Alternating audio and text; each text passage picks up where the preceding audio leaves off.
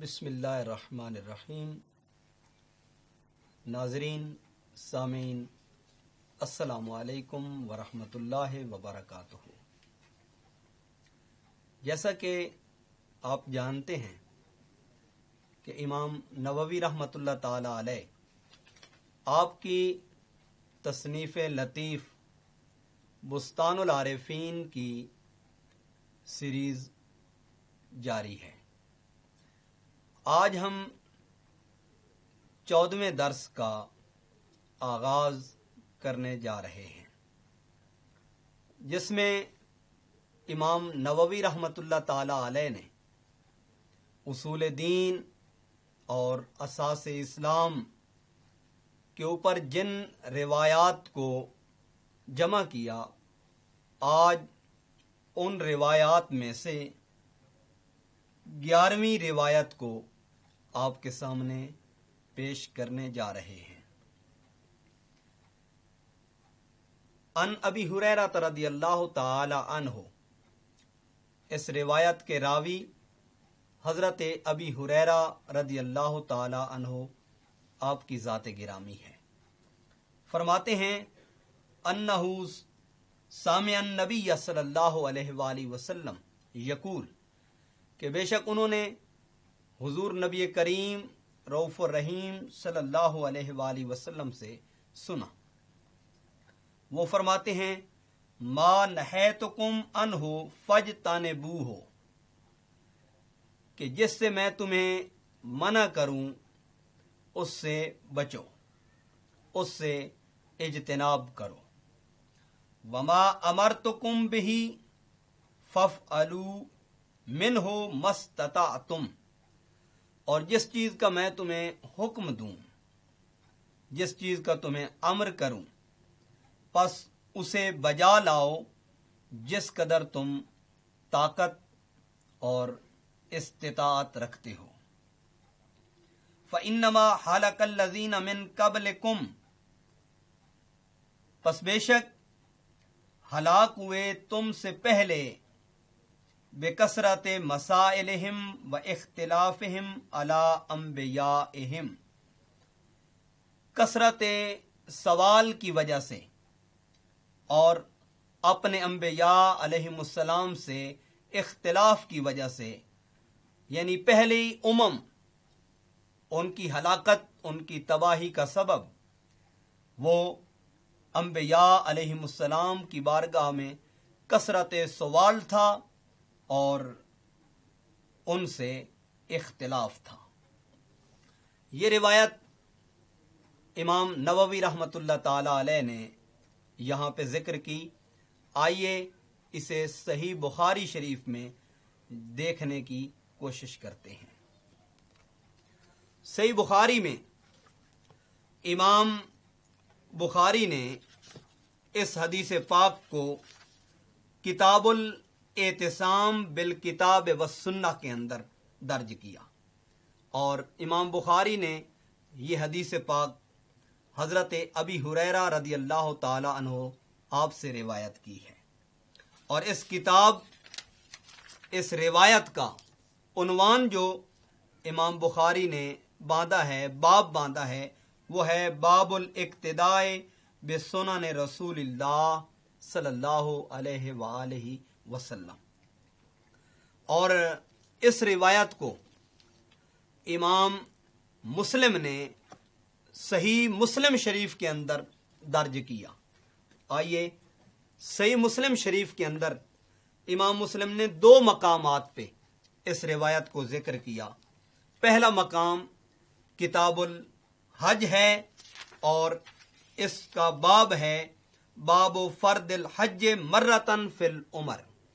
کہ زندگی میں ایک مرتبہ حج فرض ہے۔ اس باب کے تحت امام مسلم نے یہی روایت حضرت ابی ہریرہ رضی اللہ تعالیٰ عنہ سے روایت کی ہے، مگر امام بخاری رحمۃ اللہ علیہ سے امام مسلم نے چند کلمات اضافہ کے ساتھ درج کیے ہیں۔ فرماتے ہیں ان ابی ہریرہ قال خطبنا رسول اللہ صلی اللہ علیہ وآلہ وسلم، حضرت ابی ہریرہ رضی اللہ تعالیٰ عنہ سے مروی ہے کہ ہمیں حضور نبی کریم علیہ الصلوۃ والسلام نے خطبہ ارشاد فرمایا. فقال، حضور نبی کریم علیہ الصلوۃ والسلام نے فرمایا، ایھا الناس، اے لوگو، قد فرض اللہ علیکم الحج فحجوا، پس تحقیق اللہ نے تم پر حج کو فرض کیا ہے، پس حج کو بجا لاؤ. فقال رجل، ایک شخص نے حضور نبی کریم صلی اللہ علیہ وآلہ وسلم کے ان کلمات کے اوپر عرض کی، اکل آمن، یا رسول اللہ صلی اللہ علیہ وسلم، کیا حج ہر سال فرض ہے؟ حضور علیہ الصلوۃ والسلام کی بارگاہ میں جب عرض کیا گیا، فسکت، آقا علیہ الصلوۃ والسلام خاموش رہے. حتی قالہا ثلاثاً، تو اس شخص نے 3 مرتبہ یہ کلمات دہرائے، اکل آمن یا رسول اللہ، اکل آمن یا رسول اللہ، اکل آمن یا رسول اللہ، کہ یا رسول اللہ صلی اللہ علیہ وسلم، کیا حج ہر سال فرض ہے؟ اکل آمن، کیا ہر سال فرض ہے؟ اکل آمن، کیا ہر سال فرض ہے؟ جب 3 مرتبہ اس نے اس بات کو دہرایا، فقال رسول اللہ صلی اللہ علیہ وآلہ وسلم، تو حضور نبی کریم صلی اللہ علیہ وآلہ وسلم نے ارشاد فرمایا، لو قلت نعم لوجبت، اگر میں نعم کہہ دیتا تو ہر سال حج فرض ہو جاتا. ولم استطعتم، مگر تم اس کی طاقت نہ رکھتے،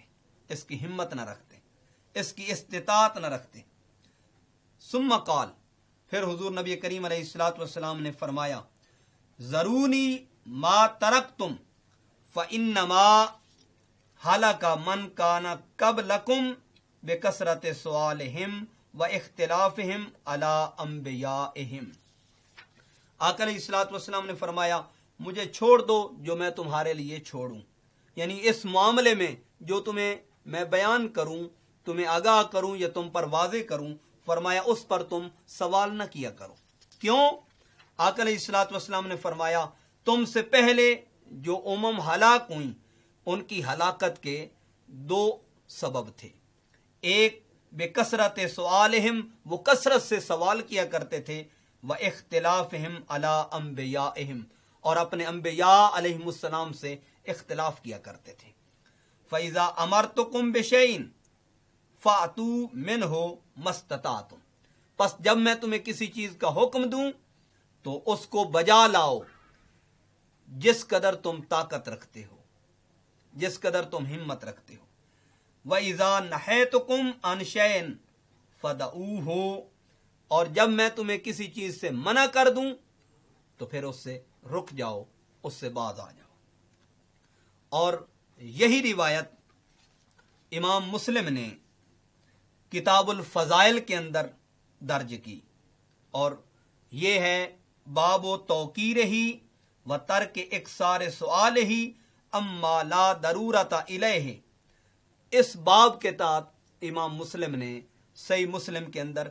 کتاب الفضائل کے اندر اس حدیث پاک کو درج کیا. گویا صحیح مسلم میں یہ 2 مرتبہ روایت درج کی گئی اور روایت ذکر کی گئی.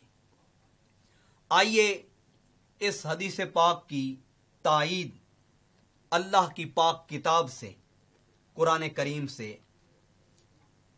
کرتے ہیں. اللہ تبارک و تعالی نے قرآن کریم کے اندر ارشاد فرمایا، وما آتاکم الرسول فخذوہ وما نہاکم عنہ فانتہوا، اور جو کچھ تمہیں رسول عطا فرمائیں وہ لے لو، اور جس سے منع فرمائیں باز رہو.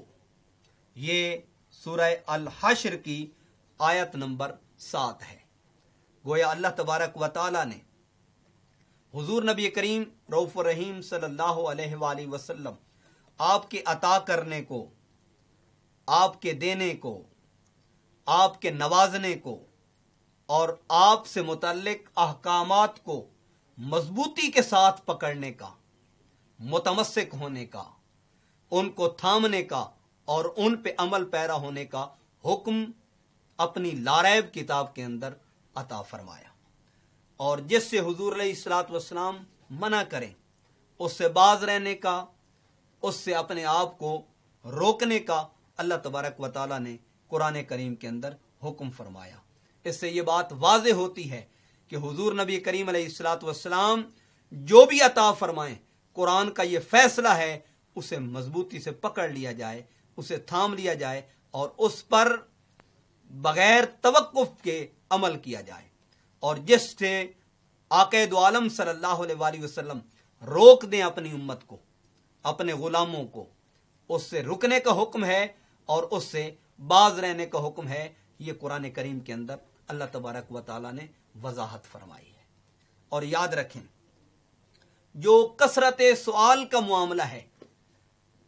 جس سے حضور نبی کریم رؤوف الرحیم صلی اللہ علیہ وآلہ وسلم نے منع کیا ہے، اس کے بارے میں قرآن کریم کی سورہ مائدہ ہے، المائدہ،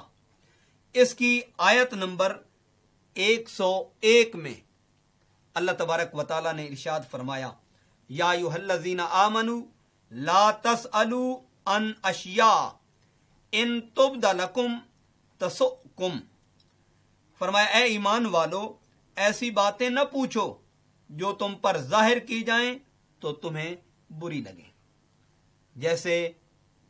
صحیح مسلم کی روایت ہم نے پیش کی،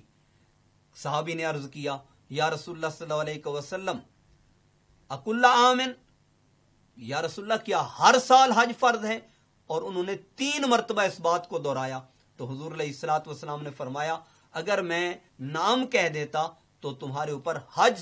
ہر سال فرض ہو جاتا، مگر آقا علیہ الصلوۃ والسلام نے امت کی آسانی کے لیے اس پر نام نہیں فرمایا۔ کیوں؟ اس سے یہ بھی ثابت ہوتا ہے کہ اللہ تعالیٰ اپنے حبیب مکرم صلی اللہ علیہ وآلہ وسلم کے عمل کو اور آپ کے طریق کو اور آپ کے ارشادات کو اس قدر پسند فرماتا ہے کہ انہیں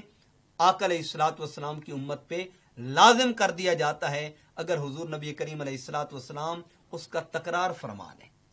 اس لیے اللہ تبارک و تعالیٰ کے اس فرمان سے یہ بات ثابت ہوتی ہے کہ اے ایمان والو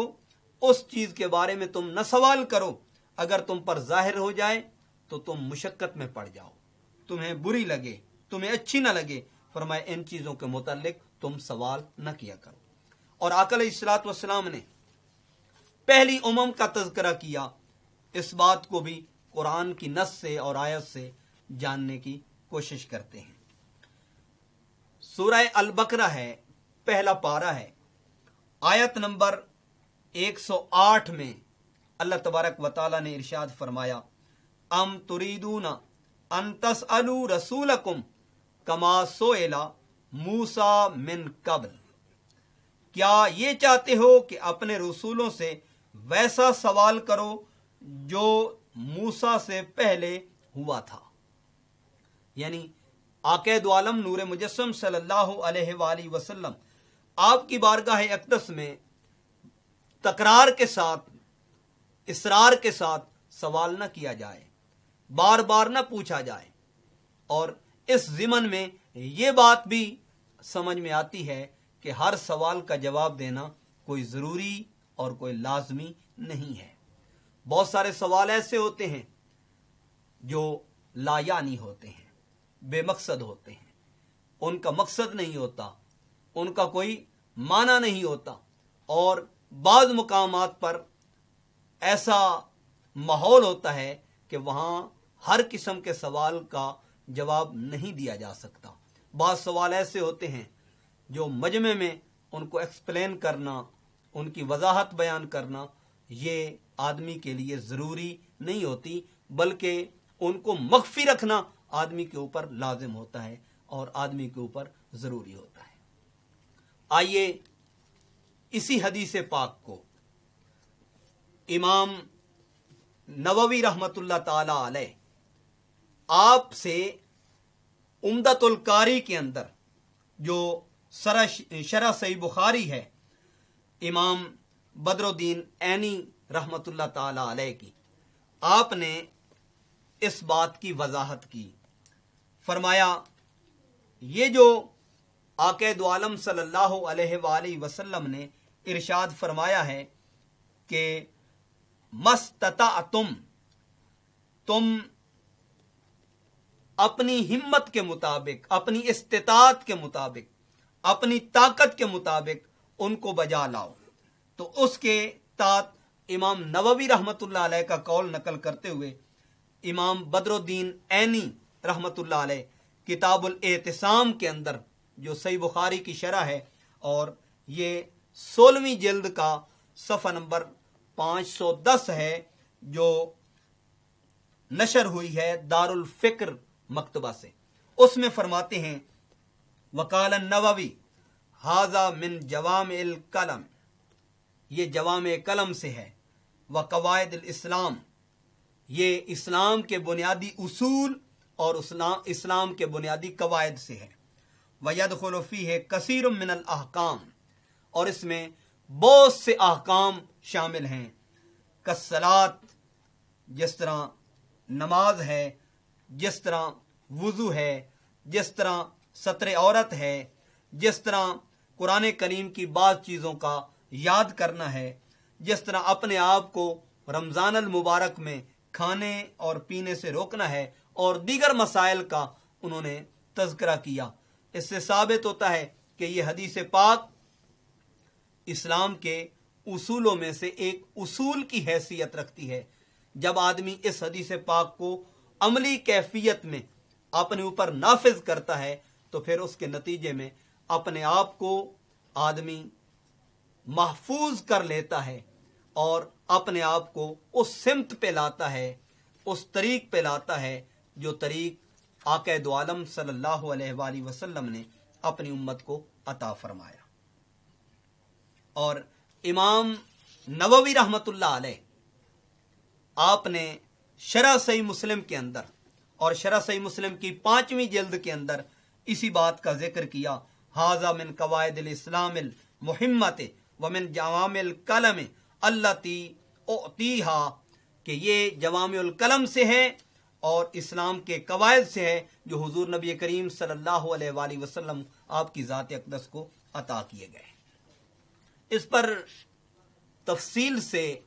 بات کی جا سکتی ہے، لیکن ایک چیز جسے ضروری سمجھتا ہوں وہ آپ کے علم میں لانا نہایت ضروری ہے، اور یہ میرے پاس ہے فیض القدیر، یہ شرح ہے جامع صغیر کی، اور علامہ عبد الرؤف المناوی رحمۃ اللہ تعالی علیہ، آپ کی یہ تصنیف لطیف ہے، اور فیض القدیر کی یہ جلد نمبر 5 ہے اور صفحہ نمبر 583 ہے۔ یہ اس ضمن میں ہے کہ آدمی جب سوال کرتا ہے، جب پوچھتا ہے، تو اس کے بنیادی 2 طریق ہیں، ایک کسی بات کو سمجھنے کے لیے، کسی بات کو جاننے کے لیے، کسی بات کو اپنے اوپر آشکارا کرنے کے لیے، اور دوسرا سوال بے مقصد ہوتا ہے، جس کا کوئی مقصد نہیں ہوتا، جس کا کوئی مفہوم نہیں ہوتا، جو لا یعنی ہوتا ہے، بے معنی ہوتا ہے۔ ایسے سوالات سے گریز کیا جائے، اور فی زمانہ بعض مقامات پہ ایسے سوالات کیے جاتے ہیں جو محض اپنے آپ کو دکھلانے کے لیے یا اپنی علمی استعداد کو ظاہر کرنے کے لیے۔ یہاں پہ امام نووی رحمۃ اللہ علیہ آپ کی اس حدیث پاک کی شرح اس انداز میں اگر کی جائے تو یہ زیادہ لائق اور زیادہ مناسب رہے گی، اور یہ جامع صغیر کی حدیث پاک جس کی شرح میں امام مناوی رحمۃ اللہ تعالی علیہ نے امام مالک کا ایک قول نقل کیا، وہ ہے، فرماتے ہیں قال مالک علم الباطن لا یعرفہ الا من عرف علم الظاہر، کہ علم باطن کو نہیں جانتا مگر جو علم ظاہر کو جانتا ہے یا علم ظاہر کے متعلق آگاہی رکھتا ہے۔ اور اس میں امام مالک نے ایک پوری ڈیٹیل بیان کی ہے، تفصیل بیان کی ہے، اس تفصیل میں گئے بغیر آپ کا دوسرا قول مبارک جسے آپ فرماتے ہیں لیس العلم بکثرت الروایہ، کہ علم یہ نہیں کہ آدمی کثرت سے روایات کر لے یا کثرت سے عبارات کو پڑھ لے یا کثرت سے تحریروں کو پڑھ لے یا آدمی کو گرامر کے اندر مہارت تامہ حاصل ہو جائے. ٹھیک ہے، معلومات تو ہیں، اس میں کوئی ڈاؤٹ نہیں، لیکن امام مالک فرماتے ہیں انما العلم نور، حقیقی علم ایک نور کی حیثیت رکھتا ہے اور اس کی کیفیت ایک نور کی سی ہے. یقذفہ اللہ فی القلب، آپ فرماتے ہیں کہ اللہ تبارک و تعالی جو حقیقی علم ہے وہ بندے کے دل میں القاء فرماتا ہے. یشیر الی علم الباطن، جو اشارہ کرتا ہے علم باطن کی طرف. گویا علم ظاہر کا ہونا یہ بھی ضروری ہے، علم باطن کا ہونا یہ بھی ضروری ہے، اور علم ظاہر کے ساتھ علم باطن کا ہونا لازم ہے، اور علم باطن کے ساتھ علم ظاہر کا ہونا یہ ضروری اور یہ لازم ہے. جب یہ دونوں علوم ملتے ہیں، دونوں علم آدمی حاصل کرتا ہے، تو پھر آدمی ظاہر میں بھی ترقی پاتا ہے، آدمی باطن میں بھی ترقی پاتا ہے. ظاہر میں بھی کمال کو حاصل کرتا ہے، باطن میں بھی کمال کو حاصل کرتا ہے، اور پھر آدمی کے وجود میں ایسا نور جنم لیتا ہے، ایسا نور پیدا ہوتا ہے جس نور سے وہ چہار دانگ عالم کو روشن کر دیتا ہے. جس طرح صحابہ اکرام کی مثالیں ہیں علیہم الرضوان، جس طرح اہل بیت اطہار کی امثال موجود ہیں علیہم الرضوان، جس سے آدمی کے اوپر حقائق منکشف ہوتے ہیں، جس سے آدمی کے اوپر علم کی حقیقت منکشف ہوتی ہے. اور اس کے لیے امام مالک رحمۃ اللہ علیہ آپ نے فرمایا انما العلم نور یقذفہ اللہ فی القلب، وہ حقیقی علم نور ہے جسے اللہ تبارک و تعالی اپنے بندے کے قلب کے اندر یا اپنے بندے کے دل کے اندر القاء فرماتا ہے. اور آپ فرماتے ہیں ولا یکون ذالک الا مع فتح قلبہ و تنویرہ، اور یہ آدمی کو ایسے نصیب نہیں ہوتا، یہ اس وقت نصیب ہوتا ہے جب دل منور ہوتا ہے، جب بندے کا دل روشن ہوتا ہے. گویا حقیقی علم کے حصول کے لیے آدمی کو لازم ہے کہ وہ ظاہر کے ساتھ اپنے باطن کی خبر لے، جسم کے ساتھ اپنے دل کی خبر لے، اور تن کے ساتھ اپنے من کی خبر لے. حضرت سلطان باہو صاحب رحمۃ اللہ علیہ آپ نے خوبصورت بات کی. آپ فرماتے ہیں علم باطن ہم چو مسکا، علم ظاہر ہم چو شیر، کہ بود بے شیر مسکا، کہ بود بے پیر پیر. فرماتے ہیں علم باطن مکھن کی مثل ہے اور علم ظاہر دودھ کی مثل ہے. کہ بود بے شیر مسکا، دودھ کے بغیر مکھن نہیں آتا. کہ بود بے پیر پیر، اور حقیقی علم مرد کامل کی نگاہ کے بغیر نہیں آتا، مرشد کامل کی رفاقت کے بغیر نہیں آتا، مرد خود آگاہ کی صحبت کے بغیر نہیں آتا. اس لیے بندے کے اوپر لازم ہے کہ علم ظاہر علماء شریعت سے جا کے حاصل کرے، اور علم باطن علماء طریقت سے، صوفیاء کرام سے، اہل اللہ سے، اللہ والوں سے حاصل کرے، تاکہ یہ دونوں چیزیں آدمی کے وجود میں بدرجہ اتم پائی جائیں اور کمال تک انسان کو پہنچا دیں، جس سے انسان اپنے کمال، اپنے عروج اور اپنی فلاح اور بقا کو حاصل کرتا ہے. بہت شکریہ.